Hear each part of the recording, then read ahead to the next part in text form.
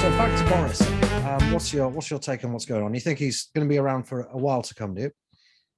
I think it's safe for the moment, not least because who on earth would want to take over at this point in the electoral cycle? I think the most dangerous point for Boris will come after the local elections on the 5th of May. If they go badly for the Conservative Party, that's a sort of a watershed electoral event where people may well swoop afterwards. I think that before then, there's so many problems that no one really wants to take on. They want sort of Boris to run through with the bad stuff before they might move. But that's a double-edged sword, of course, because that gives Boris time to turn things around. And I think one of the interesting things at the start of this year, in that first week in January, was that the polls started to tick back up for Boris and for the Conservative Party. So we saw really dire polling for them at the end of December when Allegra Stratton and that video was at the forefront of voters' minds. By the time we started talking about Omicron, by the time things sort of moved on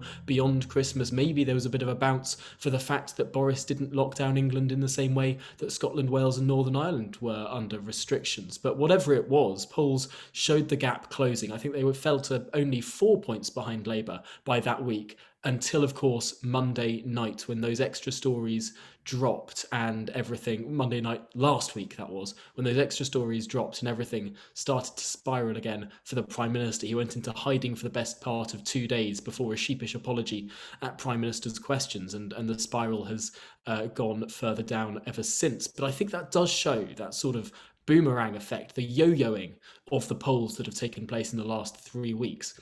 It shows that when people are focused on this particular story, and when people are thinking about parties and thinking about what they were doing during the height of the misery of lockdown, they're very angry.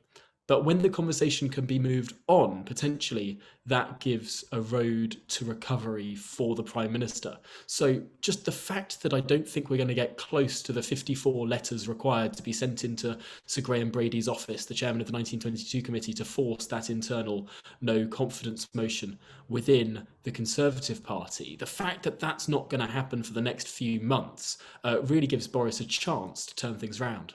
Well, that's very interesting because the polls are really pretty desperate for the Conservative Party at the moment. And I suppose that local election defeat is pretty much priced in, isn't it, for any government in midterm? So how bad do you think it would have to be? You think they'd have to be behind in the polls for the rest of the year, basically, before they consider getting rid of him?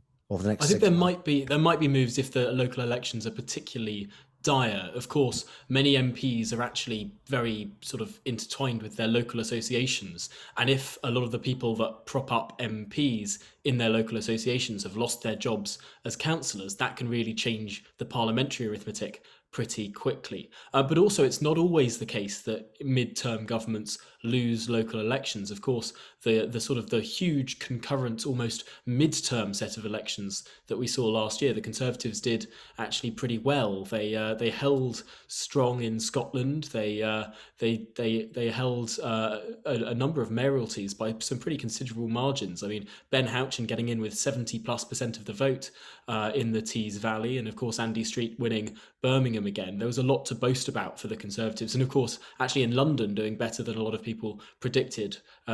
Sadiq Khan not getting in on that first round, having to go for a second round, and of course Nicola Sturgeon not getting that majority that she craved in Scotland. There was a big positive story to tell for the Conservative Party in the last set of local elections, in those big concurrent almost midterm elections. But this time it's going to be pretty tough, and I think that the one advantage that the Conservative Party has is everyone thinks they're going to tank.